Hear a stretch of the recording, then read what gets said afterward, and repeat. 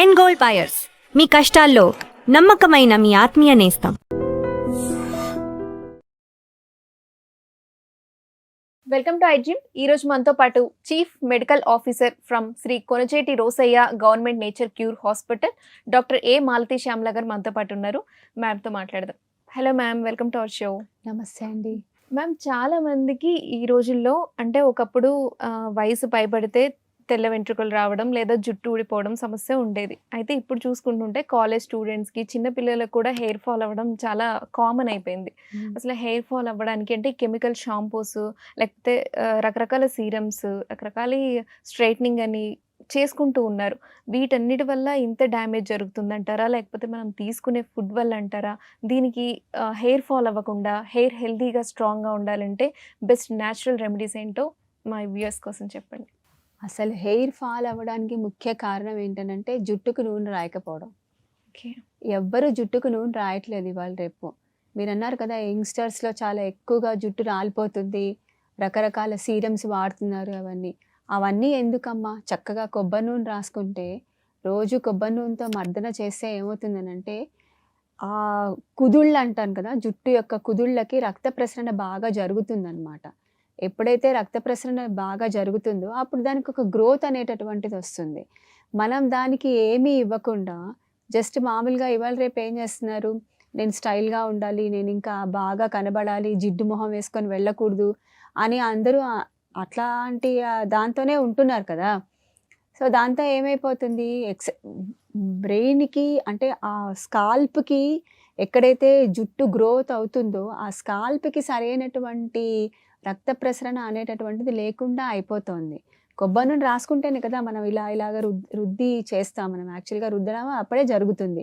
మీరు షాంపూ చేసుకుంటున్నారు, షాంపూ చేసినప్పుడు రుద్దుతారు, కానీ అదేమవుతుంది, కెమికల్ బేస్డ్ అయిపోతుంది కదా. ఎప్పుడైనా సరే natural is natural, chemical is chemical కదా. సో కెమికల్ ఎప్పుడైతే మన శరీరానికి జరుగుతూ పోతూ ఉంటుందో, ఒక రోజు కాకపోయినా 10 రోజులు కంటిన్యూస్గా వాడితే దాని యొక్క ఎఫెక్ట్ కనబడుతుంది కదా. సో దానివల్ల తొందరగా జుట్టు అంతా తొందరగా రాలడం అయిపోతుంది, ఇంకా తొందరగా తెల్లబడ్డం కూడా జరుగుతుంది. తెల్లబడ్డానికి కారణాలు వేరే ఉంటాయి, అవి జెనెటికల్ ఫ్యాక్టర్స్ ఉంటాయి. మెలనిన్ అనేటటువంటి పిగ్మెంట్ ఎక్కువ మందిలో చూస్తున్నాం. అంటే మెలనిన్ అనేటటువంటి పిగ్మెంట్ లోపం ఉండటం వల్ల కూడా ఈ మెల్లోసైట్స్ అనేటటువంటి ఫాల్ అయిపోతాయి అన్నమాట, సెల్స్ నుంచి ఫాల్ అయిపోతాయి. దానివల్ల మనకి ప్రీమెచ్యూర్ గ్రేయింగ్ అనేటటువంటిది వస్తుంది.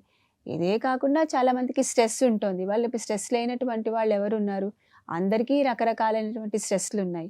చిన్నపిల్లల దగ్గర నుంచి ఎల్కేజీ వాళ్ళకి కూడా స్ట్రెస్సే ఉంది ఇప్పుడు చెప్పాలంటే. రోజు పొద్దున్న స్కూల్కి వెళ్ళాలంటే అదొక పెద్ద స్ట్రెస్సే వాడికి. సో అలా అందరికీ రకరకాల స్ట్రెస్ ఒకటి ఉంది. ఇంకొకటి వైటమిన్ డెఫిషియన్సీస్ ఉంటాయన్నమాట. Minerals, vitamin deficiency, B12 deficiency తోటి అవుతుంది. కాపరు అట్లాంటి మినరల్స్తో ఏమైనా మన శరీరంలో తక్కువ అవుతూ ఉంటే కూడా ఈ రకాలైనటువంటి ప్రీమెచ్యూర్ గ్రేయింగ్ అవడం అనేది జరుగుతుంది. రీజన్స్ అయితే ఆయిల్ పెట్టకపోవడం అండ్ అది. ఇంకొకటి జెనెటికల్గా ఒకటి ఉంటుంది అనమాట. జెనెటికల్గా అంటే వాళ్ళ ఫ్యామిలీలో కొంతమందికి తొందరగా ప్రీమెచ్యూర్ గ్రేయింగ్ అయిపోతూ ఉంటుంది. సో అట్లాంటి వాళ్ళకు కూడా అది జరుగుతుంటుంది అనమాట. ఇంకొకళ్ళకి ఏంటంటే అలపీషియా అంటారంటే ఒక రకమైన అక్కడక్కడ బట్టతల ఏర్పడుతుంటుంది, మొత్తం అంతా అక్కడక్కడ ఏర్పడుతూ ఉంటుంది. అట్లాంటి వాళ్ళలో కూడా అంటే అది కూడా ఒక రకమైనటువంటి ప్రాబ్లమే, హెయిర్ ప్రాబ్లం అనమాట. సో అలా ఉన్నటువంటి వాళ్ళకి హెయిర్ ఫాలింగ్ ఒకటి అవుతుంది. ఇంకా ఒకటి ఏంటి అనేసి థైరాయిడ్ ప్రాబ్లం ఉన్నటువంటి వాళ్ళకి ఆటో ఇమ్యూన్ డిసీజెస్ అని ఉంటాయన్నమాట. సెల్ఫ్గా అంటే వాళ్ళ యాంటీబాడీస్ అట్లా తయారయ్యేటటువంటి డిసీజెస్ అన్నీ కొన్ని ఉంటాయి. సో వాళ్ళల్లో కూడా ఈ ప్రీమెచ్యూర్ గ్రేయింగ్ అనేది ఉంటుంది. ఇంకా దాంతోపాటుగా హెయిర్ ఫాల్ అనేది కూడా ఎక్కువగా జరుగుతూ ఉంటుంది అనమాట. ఓకే. సో హెయిర్ వాష్ అనేది వీక్లీ ఎన్నిసార్లు చేయడం అనేది మంచిది? అంటే చాలామంది ఏంటంటే ఆయిలీగా ఉంచుకోకూడదు, హెయిర్ ఫ్రెష్గా ఉండాలి, హెడ్ బాత్ చేయాలని చెప్తూ ఉంటారు. కొంతమంది ఎక్కువ హెడ్ బాత్ చేయడం మంచిది కాదు అని చెప్తుంటారు. మీ సజెషన్ అయితే వీక్లీ ఎన్నిసార్లు చేయాలి? వారంలో 2 సార్లు చేస్తే చాలమ్మా, అంతకన్నా ఎక్కువ అవసరం లేదు. అసలు వారానికి ఒక్కసారే తలంటి పోసుకోవాలి. పూర్వకాలం నుంచి ఉంది ఏంటంటే వారానికి ఒకసారి తలంటి పోసుకోవాలి. అంటే ఆ రోజు అంటే మామూలుగా మేము ప్రకృతి వైద్యంలో చెప్పేటటువంటి అభ్యంగన స్నానం అని అంటాం కదా, అది అంతా ఒంటికి కూడా, తలకే కాదు, మొత్తం అంతా ఒంటికి పట్టించి అప్పుడు దాన్ని మనం, ఇప్పుడైతే షాంపూలు రకరకాలు వచ్చాయి, సబ్బులు షాంపూలు చాలా వచ్చాయి. అప్పుడైతే కుంకుడుకాయ రసం ఒకటి ఉండేది, శీకాకాయ రసం ఒకటి ఉండేది.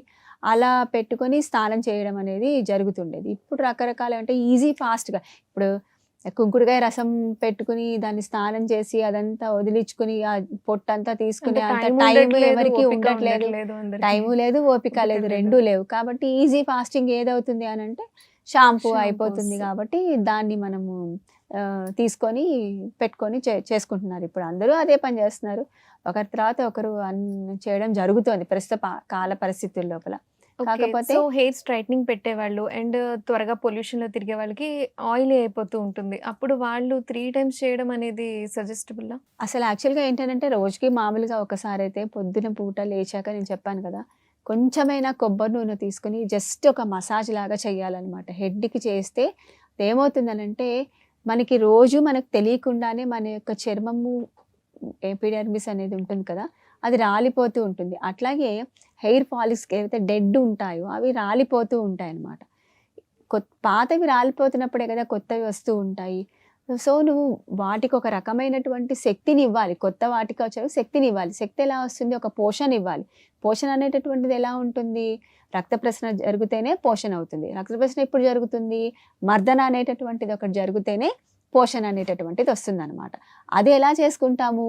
ఆయిల్ కొంచెం గ్రీజీగా ఉన్నటువంటిది ఆయిల్ తీసుకోను, లేకపోతే ఒక్కొక్కసారి డ్రై మసాజ్ కూడా చేస్తూ ఉంటారు. డ్రై మసాజ్ కూడా చేసుకోవచ్చు. కాకపోతే ఏంటనంటే దీంతో కనుక చేస్తే ఇట్ విల్ బి మోర్ స్మూతీగా ఉంటుంది అనమాట. చాలామంది ఏం చేస్తారనంటే ఆయిల్ పెట్టుకొని బయటకు వెళ్ళిపోతే నాకు డాండ్రఫ్ వచ్చేస్తుంది అనేసి అని అనుకుంటారు. కానీ అది కరెక్ట్ కాదు. డాండ్రఫ్ వచ్చేటటువంటి దాని వల్ల కాదు, మన లోపల ఉన్నటువంటి లోపల నుంచి మనకు ప్రాబ్లం ఉంటే డాండ్రఫ్ కానీ లేకపోతే అది ఇంకా సోరియాసిస్గా మారడం కానీ అట్లాంటివి జరుగుతాయే తప్ప మన లోపల లోపం ఉంటుందన్నమాట. యాక్చువల్గా ప్రకృతి వైద్య ప్రకారంగా ఏంటనంటే చర్మ వ్యాధి ఎప్పుడు వస్తుంది అనంటే మెయిన్గా మలబద్ధకం అనేటటువంటిది ఉంటే చర్మ వ్యాధుల కిందకి అది వస్తుంది అని ప్రకృతి వైద్యంలో మాకు అట్లా ఉంటుందన్నమాట. సో దానిని కనుక మనం కరెక్ట్ చేసుకుంటే ఇంటర్నల్ బాడీ క్లెన్సింగ్ అవుతే అది ఎక్స్టర్నల్ బాడీ పైన చూపిస్తుంది అన్నమాట. మ్యామ్ ఒకప్పుడు కాలం చూసుకుంటే స్కూల్కి అందరూ అంటే కాలేజ్ స్టూడెంట్సే అదేంటి అందరూ ఆయిల్ పెట్టుకునేవాళ్ళు, బయటకు వెళ్ళేవాళ్ళు. ఇప్పుడు రాను చూస్తే స్కూల్ పిల్లలు కూడా అందరూ ప్రాపర్గా పెట్టుకుంటున్నారో లేదో తెలియదు. బట్ వన్స్ కాలేజ్కి వచ్చారు, వాళ్ళు ఇంటర్మీడియట్కి వచ్చారు అంటే మీరు అన్నట్టు ఆయిల్ పెట్టుకున్న ఒక 1 అవర్ 2 అవర్స్ ఉంచుకొని హెడ్ బాత్ చేసేస్తున్నారు. సో బయటకు వెళ్ళడం అనేది రోజు ఆయిల్ పెట్టుకొని అనేది ఇప్పటి తరంలో అయితే మనం చూడము, వాళ్ళు చూడలేము కూడా అంతే. సో వీక్లీ 2 టైమ్స్ మీరు హెడ్ బాత్ చేయొచ్చు అన్నారు. అప్పుడు ముందు ఒక 1 అవర్ 2 అవర్స్ చేసుకోవడం అంటే వీక్లీ 2 టైమ్స్ అట్లా ఆయిల్ పెట్టుకోవచ్చు. కానీ ఇప్పుడు ఇంకొకటి ఏంటంటే ఒక రెమెడీ చెప్తాను. మొత్తం అంతా కాకుండా జస్ట్ లోపలకైనా కూడా హెయిర్ లోపల పార్ట్ స్కాల్ప్ దగ్గర అయినా సరే కొంచెం మరీ ఆయిల్ అంటే ఒక 1/2 kg ఆయిల్ పెట్టుకోమని కాదు, జస్ట్ ఒక 200 ml 100 ml అయినా పెట్టి రోజు కొంచెం మద్దన కనుక చేసుకుంటూ ఉంటే ఆ గ్రోత్ అనేటటువంటిది కరెక్ట్గా ఉంటుందన్నమాట. ఇంకొకటి మీరు అన్నట్టుగా స్ట్రైటనింగ్ చేసుకోవాలి. ఫస్ట్ ఆఫ్ ఆల్ జడలు విరగబోసుకోకుండా ఉంటే సగం హెయిర్ ఫాల్ తగ్గుతుందండి. జడ విరగబోసుకుంటున్నారు, ఇప్పుడు ఎక్కడ పోసినా జడ విరగబోసుకుంటున్నారు. ఏ ప్రాంతం కల్లా ఎవరైనా సరే కాలేజ్ పిల్లలు విరగబోసుకున్నారు, చిన్న మీడియా ఫిల్మ్ ఇండస్ట్రీస్ కాకుండా బయట వాళ్ళు కూడా ఇప్పుడు అందరూ చాలా మంది హెయిర్ అసలు ఎవరైనా ఎందుకు విరగబోసుకోవాలమ్మా, జుట్టు ఎందుకు విరగబోసుకోవాలి? ఒకప్పుడు జుట్టు విరగబోసుకున్నారు అని అంటే చాలా తప్పు కిందగా చెప్పేవాళ్ళు.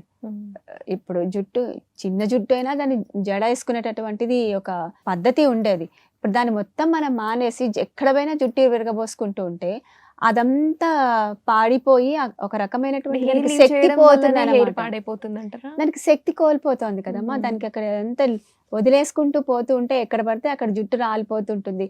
మనం ఇప్పుడు ఏదైనా ఇలా పెడితే ఏది రాదు, ఓపెన్ గా చేస్తుంటే అన్ని పొల్యూషన్ అంతా దానికే ఉంటుంది. లేదా దానికి తగ్గ స్ట్రెంగ్త్ అంటే దానికి తగ్గ ఫుడ్, దాన్ని మీరు అన్నారు కదా పోషణ అనేది ఒకవేళ అలా చేయాల్సిన సందర్భంలో అయినా సరే చేయకుండా జరిగిపోయిన కేర్ తీసుకోవట్లేదు.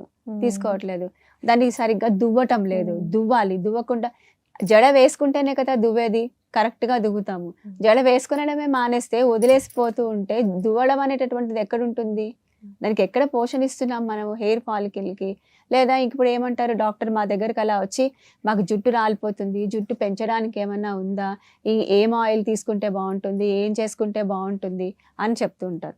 దానికి రెమెడీస్ ఉన్నాయి. ఇప్పుడు మామూలుగా అయితే ఆయుర్వేదాలో మనకి ఆయుర్వేద చికిత్సలో చాలా మంది చెప్తారు. మేము కూడా ప్రకృతి వైద్యంలో చెప్పేది కూడా అదే.